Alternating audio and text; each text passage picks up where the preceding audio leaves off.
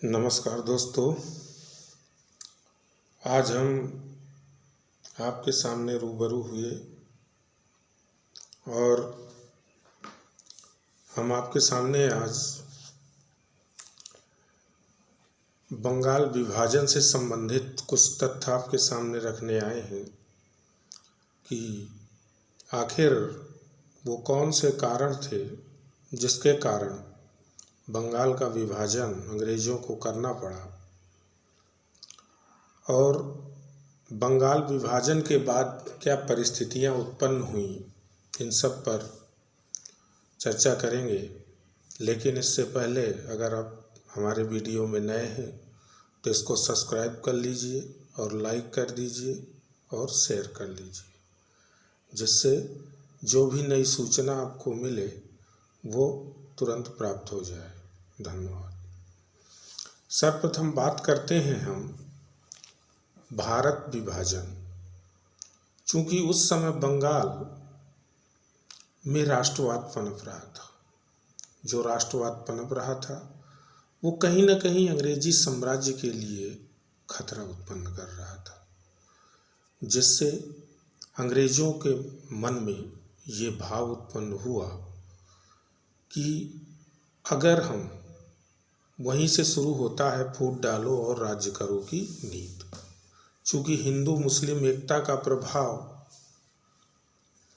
बढ़ता जा रहा था और बंगाल से नए नए क्रांतिकारी और राजनीतिक जो राष्ट्रवाद के विकास में अपना अहम योगदान दे रहे थे, तो सबसे पहले लॉर्ड कर्जन, जब बंगाल का विभाजन हुआ उस समय वहाँ का गवर्नर जनरल, भारत का गवर्नर जनरल लॉर्ड कर्जन था।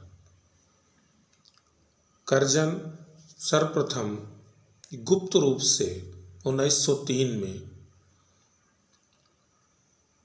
इस प्रस्ताव को ब्रिटेन में रखा,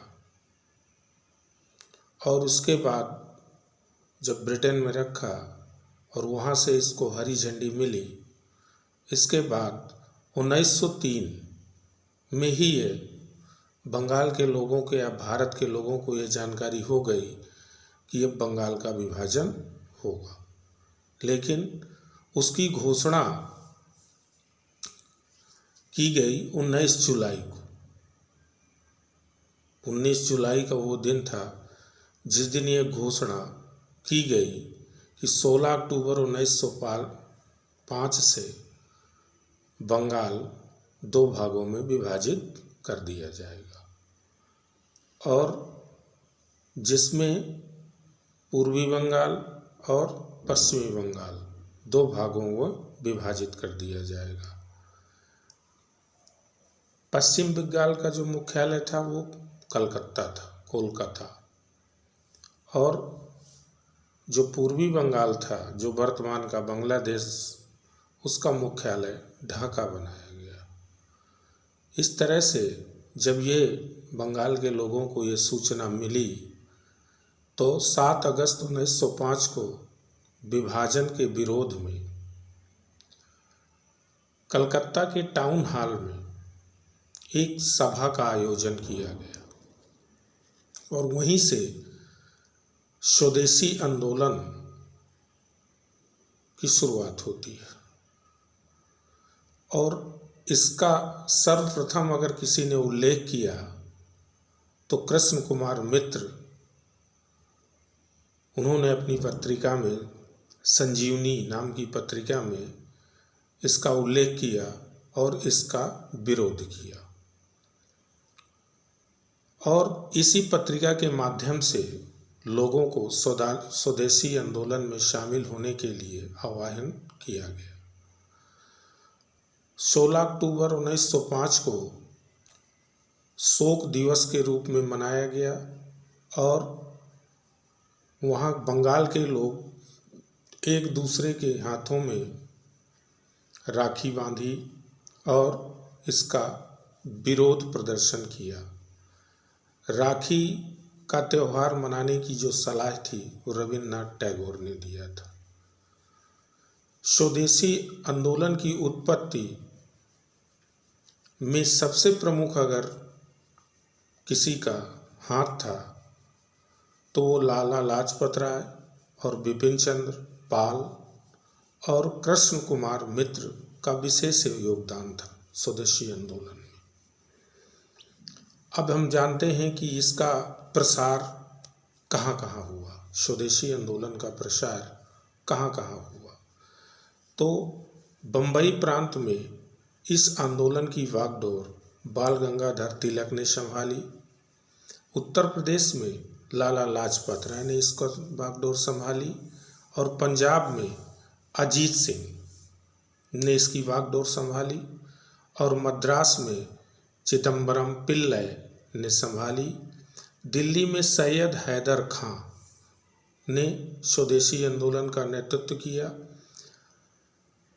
इसके जो सबसे ज़्यादा प्रभावित क्षेत्र था जहाँ यह आंदोलन बेहद सफल रहा तो वो था कांगड़ा, रावलपिंडी, मुल्तान, हरिद्वार। ये स्वदेशी आंदोलन के प्रमुख केंद्र थे। अब स्वदेशी आंदोलन के कार्यक्रम क्या थे, क्योंकि परीक्षा में सबसे ज़्यादा अगर पूछा जाता है तो ये कार्यक्रम ही के विषय में पूछा जाता है।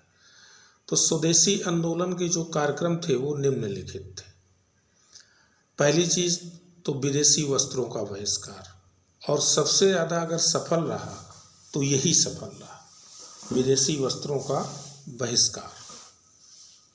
सरकारी संस्थाओं का बहिष्कार, महिलाओं का विदेशी दुकानों पर धरना देना, ये भी बहुत सफल रहा।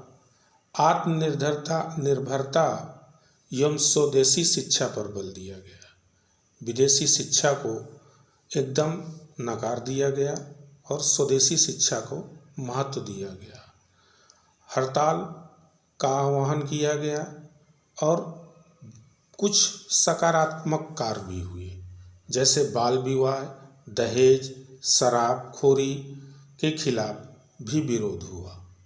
इसके बाद स्वदेशी आंदोलन की कार्य पद्धति क्या थी, ये कैसे चलाया गया, तो जगह जगह समितियों का गठन किया गया और उन समितियों के माध्यम से जनता को इकट्ठा किया गया।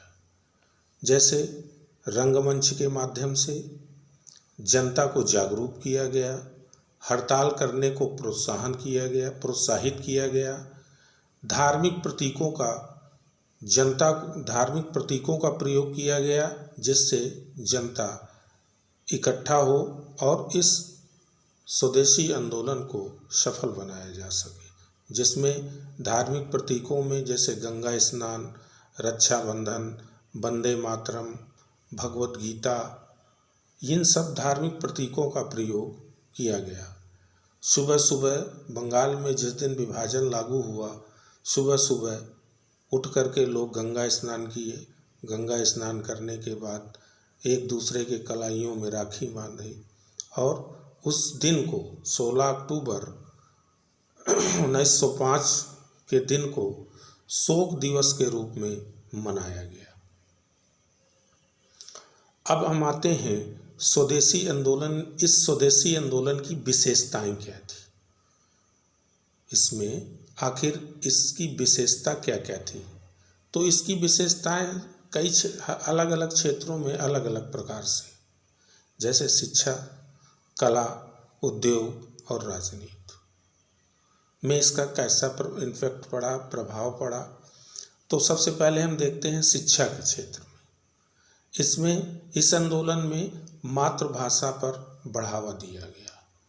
1906 में बंगाल नेशनल कॉलेज की स्थापना की गई, जिसकी स्थापना अरविंद घोष ने किया। 1906 में ही राष्ट्रीय शिक्षा परिषद का भी गठन किया गया और योगेश चंद्र घोष ने तकनीकी शिक्षा पर विशेष जोर दिया। उसी समय सतीश चंद्र मुखर्जी ने डांस सोसाइटी का गठन किया। रविंद्रनाथ टैगोर, प्रेमचंद्र, सैयद बंधु जैसे साहित्यकारों का इसी समय उदय होता है। जिन्होंने साहित्य के माध्यम से राष्ट्रवाद की अलग जगाई। रविंद्रनाथ टैगोर इसी समय आमार सोनार बंगला नामक गीत की रचना किया और इसी समय वंदे मातरम की रचना बंकिम चंद्र चटर्जी जी ने किया। कला के क्षेत्र में 1906 में Indian society of oriental art की स्थापना अवनीश नाथ दत्त ने किया या टैगोर। नंदलाल घोष और रविन्द्रनाथ टैगोर कला को नया आयाम इसी आंदोलन से प्रदान किया। अब देखते हैं उद्योग के क्षेत्र में क्या हुआ। स्वदेशी परंपरागत उद्योग को बढ़ावा दिया गया। बंगाल में केमिकल फैक्ट्री की स्थापना की गई, जिसकी स्थापना प्रफुल्ल चंद्र ने किया। स्वदेश बांधव समिति की स्थापना की गई, जिसकी स्थापना अवनीश चंद्र ने किया। पंचायत समितियों का गठन किया गया और ग्राम स्तर पर जो न्याय व्यवस्था की जाती थी वो पंचायतों के माध्यम या पंचों के माध्यम से की जाती थी। यह आंदोलन शहरों तक ही सीमित रहा। इसका जो निगेटिव पार्ट था या नकारात्मक जो पक्ष था, उसका एक कारण ये था कि ये जो क्षेत्र जो आंदोलन ये चला, ये सिर्फ शहरों तक सीमित रहा, गांव की जनता तक ये नहीं पहुंचा। और दूसरी चीज़, जो हमारे देश की सबसे बड़ी संख्या है किसानों का, तो इसमें किसानों की भागीदारी कम रही। लेकिन इसका जो सकारात्मक पक्ष रहा तो वो ये रहा कि इस आंदोलन में स्त्रियों की भागीदारी बढ़ चढ़ कर रही और यही आगे चलकर हमें देखने को मिलेगी कि जब गांधी जी द्वारा आंदोलन किया जाता है तो स्त्रियों की भागीदारी बढ़ती ही चली जाती है। तो अब इन्हीं शब्दों के साथ हम आज